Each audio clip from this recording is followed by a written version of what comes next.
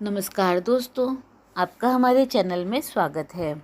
मिलेगी हर श्राप से मुक्ति, सुने योगिनी एकादशी व्रत कथा।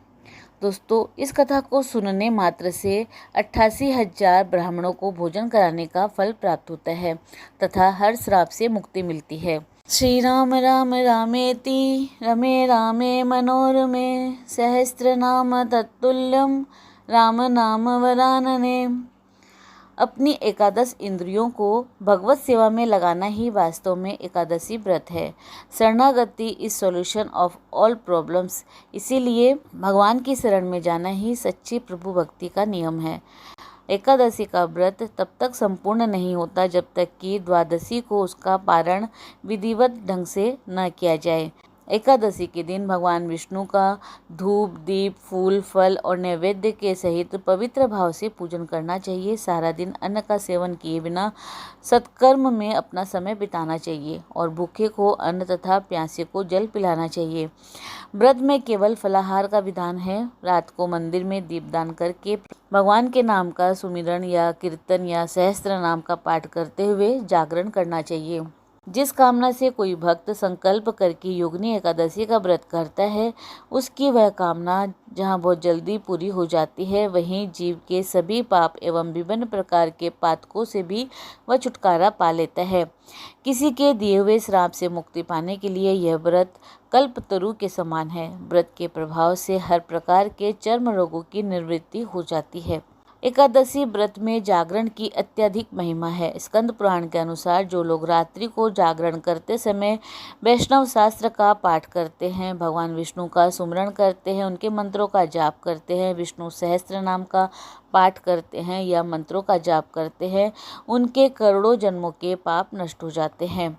मान्यता के अनुसार इस व्रत को करने से आपके जीवन में आनंद और सुख समृद्धि बढ़ती है। इस व्रत को करने वाला व्यक्ति धरती पर सभी प्रकार के सुख भोगता है और परलोक में भी उसका स्थान बेहतर होता है। योगिनी एकादशी व्रत की पूजा विधि। इस दिन सुबह जल्दी उठकर स्नान आदि कर ले, पीले वस्त्र धारण करे, लकड़ी की चौकी पर पीले वस्त्र बिछाए और उस पर लक्ष्मी नारायण भगवान की फोटो या फिर मूर्ति स्थापना करे। उत्तर पूर्व की दिशा की तरफ गाय के घी का दीपक जलाकर रखे और हल्दी या फिर चंदन से भगवान विष्णु का तिलक लगाएं और तुलसी दल अर्पण करें। पीले रंग की मिठाई से भोग लगाएं और योगिनी एकादशी व्रत की कथा सुने या फिर पढ़े और आरती करके पूजा करें। अगले दिन द्वादशी तिथि को ब्राह्मणों को भोजन कराकर गरीबों को कुछ अन्न या वस्त्र दान करने के बाद खुद भोजन करना चाहिए। योगिनी एकादशी व्रत कथा। युधिष्ठिर ने पूछा, वासुदेव, आषाढ़ मास के कृष्ण पक्ष की जो एकादशी है उसका नाम क्या है? कृपया उसका वर्णन कीजिए। भगवान श्री कृष्ण बोले, नृपश्रेष्ठ, आषाढ़ कृष्ण पक्ष की एकादशी का नाम योगिनी है। यह बड़े बड़े पापों का नाश करने वाली है। संसार सागर में डूबे हुए प्राणियों के लिए यह सनातन नौका के समान है। मलकापुरी में राजाधिराज कुबेर रहते हैं। वे सदा भगवान शिव की भक्ति में तत्पर रहने वाले हैं। उनके हेममाली नाम का एक यक्ष सेवक था जो पूजा के लिए फूल लाया करता था। हेममाली की पत्नी बड़ी सुंदरी थी, उसका नाम था विशालाक्षी। वह यक्ष काम पास में आबद्ध होकर सदा अपनी पत्नी में आसक्त रहता था। एक दिन की बात है, हेममाली मानसरोवर से फूल लाकर अपने ही घर में ठहर गया और पत्नी के प्रेम का रसास्वादन करने लगा, अतः कुबेर के भवन में ना जा सका। इधर कुबेर मंदिर में बैठकर शिवजी की पूजा कर रहे थे। उन्होंने दोपहर तक फूल आने की प्रतीक्षा की। जब पूजा का समय व्यतीत हो गया तो यक्षराज ने कुपित होकर सेवकों से पूछा, यक्षों, दुरात्मा हेममाली क्यों नहीं आ रहा है? इस बात का पता तो लगाओ। यक्ष ने कहा कि राजन, वह तो पत्नी की कामना में आसक्त हो घर पर ही रमण कर रहा है। कुबेर ने तुरंत ही अपने सेवकों को भेजकर उस हेममाली को अपने समक्ष बुलवाया। हेममाली भय से आकुल होकर तुरंत ही कुबेर महाराज के सामने उपस्थित हो गया। उसे देखकर कुबेर की आंखें क्रोध से लाल हो गई। वो बोले, दुराचारी, ओ दुष्ट, तूने भगवान की अवहेलना की है, अतः कोढ़ से युक्त हो अपनी उस प्रियतमा से वियुक्त होकर इस स्थान से भ्रष्ट होकर अन्यत्र चला जा। कुबेर के ऐसा कहने पर वह उस स्थान से नीचे गिर गया। उस समय उसके हृदय में महान दुख हो रहा था।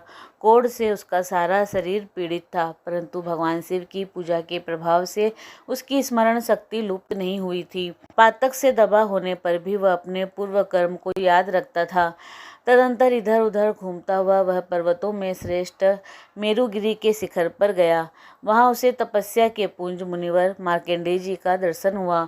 पापकर्मा यक्ष ने दूर से ही मुनि के चरणों में प्रणाम किया। मुनिवर मार्कंडेय जी ने उसे भय से कांपते देखकर परोपकार की इच्छा से निकट बुलाकर पूछा कि तुझे कोढ़ के रोग ने कैसे दबा लिया, तू क्यों इतना निंदनीय जान पड़ता है।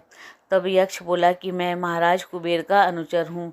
प्रतिदिन भगवान शिव की पूजा के लिए मानसरोवर से कमल पुष्प लाकर कुबेर के भवन में पहुँचाना मेरा कर्म था, लेकिन एक दिन पत्नी के साथ रमण करते हुए मुझे समय का ज्ञान न रहा और पुष्प ले जाने में विलम्ब हो गया।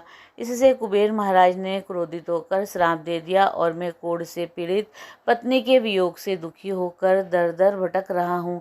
आज किसी पुण्य कर्म से मैं आज आपके समक्ष उपस्थित हुआ हूँ। ऋषियों का स्वभाव दयालु और परोपकार वाला होता है। सो हे महात्मन, आप ही मुझ अभागे को कर्तव्य का बोध कराते हुए पाप से मुक्ति का कोई उपाय बताइए। मार्कंडेय जी ने कहा कि तुमने यह सच्ची बात कही है, असत्य भाषण नहीं किया है, इसीलिए मैं तुम्हें कल्याणप्रद व्रत का उपदेश करता हूँ। तुम आषाढ़ के कृष्ण पक्ष की योगिनी एकादशी का व्रत करो। इस व्रत के पुण्य से तुम्हारी कोढ़ निश्चय ही दूर हो जाएगी। भगवान श्री कृष्ण कहते हैं कि ऋषि के ऐसे वचन सुनकर हेममाली दंड की भांति मुनि के चरणों में पड़ गया। मुनि ने उसे उठाया और इससे उसको बड़ा हर्ष हुआ। मार्कंडेय जी के उपदेश से उसने योगिनी एकादशी का व्रत किया, जिससे उसके शरीर का कोढ़ दूर हो गया। मुनि के कथनानुसार उस उत्तम व्रत का अनुष्ठान करने पर वह हेममाली पूर्ण सुखी हो गया। नृप श्रेष्ठ, यह योगिनी का व्रत ऐसा ही बताया गया है।